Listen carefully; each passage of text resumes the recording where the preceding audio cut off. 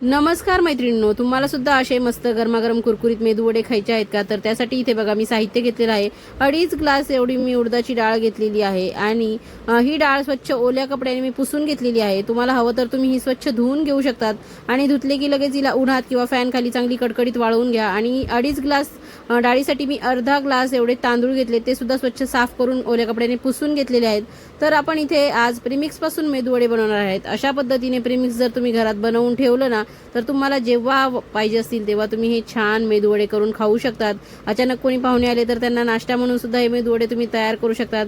नाश्त्याला कदाचित तुम्हाला एखाद्या वेळेस सकाळच्या वेळेस मेदूवडा खाऊ वाटला तर असं प्रीमिक्स घरात असेल तर तुम्ही तो सुद्धा अचानक करू शकतात.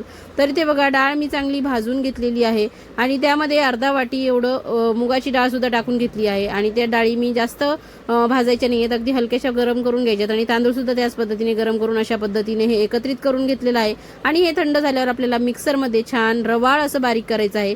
खूप पीठही करायचं नाही आहे बारीक आणि खूप जाडसरही ठेवायचं नाही आहे. तर आपला बारीक रवा असतो ना, त्या पद्धतीने आपल्याला हे पीठ बारीक करायचं आहे उडदाच्या डाळीचं आणि तांदळाचं. तर अशा पद्धतीने याच्यामध्ये मुगाची डाळ टाकल्यामुळे अजूनच खमंग हे वडे लागतात खाताना. तर सर्व प्रीमिक्स मी मिक्सरमध्ये दळून घेतलेलं आहे आणि बघा इथे किती सुंदर रंग आला आहे. तर त्यामध्ये पाव चमचा एवढं मी बेकिंग सोडा टाकलेला आहे आणि नंतर इथे एवढ्या पिठाला जेवढं प्रमाण आहे मिठाचं तेवढं इथे टाकून घेतलेलं आहे आपल्या अंदाजाने. तर अशा पद्धतीने हा सोडा आणि मीठ एकत्र करून घेतलेला आहे मी. तर याला चांगलं मिक्स करायचं आहे. संपूर्ण पिठामध्ये चांगल्या पद्धतीने हे मिक्स झालं पाहिजे.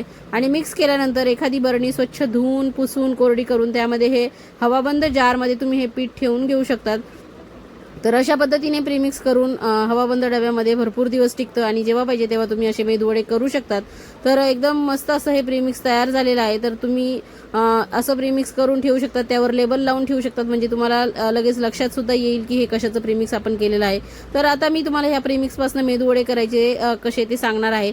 तर माझ्या घरी पाहुणे आलेलेच होते, तर त्यामुळे मी हे सर्व पीठ वापरणार आहे. म्हणजे घरातले सर्व मेंबर आणि पाहुणे असं सगळ्यांना मिळून एवढं पीठ मला लागणारच होतं, म्हणून मी सर्व इथे घेतलेलं आहे. तर अशा पद्धतीने बघा हे पीठ घेतल्यानंतर विस्करने व्यवस्थित याला मोकळं करून घेतलेलं आहे. आणि थोडं थोडं पाणी टाकून यामध्ये आपल्याला हे जे मेदूवड्याचं पीठ आहे हे भिजवून घ्यायचं आहे. तर हे जे मेदूवड्याचं प्रीमिक्स आहे यापासून तुम्ही दहीवडे सुद्धा बनवू शकतात.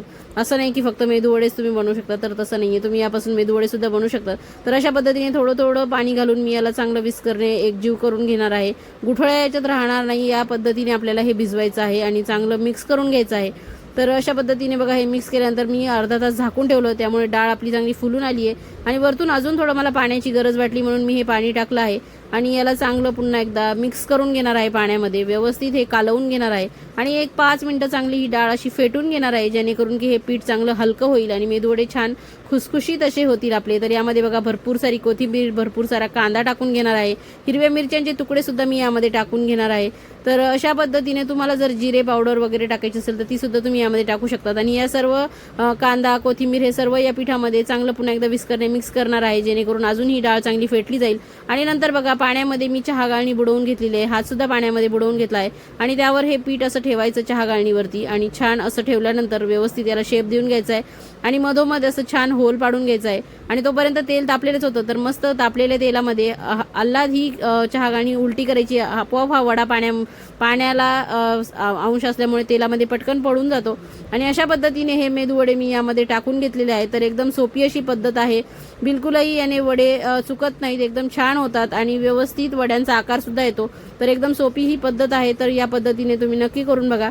याआधी सुद्धा तुम्हाला मी मेदूवड्याचा व्हिडिओ टाकला होता, त्यावेळेस मी हाताला पाणी लावून कसे मेदूवडे सोडायचे हे दाखवलेले आहे, तो व्हिडिओ सुद्धा तुम्ही जाऊन बघू शकता. तर अशा पद्धतीने बघा छान खुसखुशीत होईपर्यंत, गोल्डन ब्राऊन रंगावर येईपर्यंत मेदूवडे तळून घेतलेले आहेत. तर रंग बघून तुम्हाला खावेसे वाटतात की नक्की सांगा. तर अशा पद्धतीने प्रीमिक्स तुम्ही घरी करून ठेवावं, म्हणजे कधीही खाता येतील. तर अशा पद्धतीने वडे तळणं झाल्यानंतर गरम गरम मी सर्व करून घेतलेले आहे. तर इथे मी वड्यासोबत खायला छान खोबऱ्याची चटणी आणि सांबर बनवलेला आहे आणि हे वडे इथे सर्व करून घेतलेले आहेत.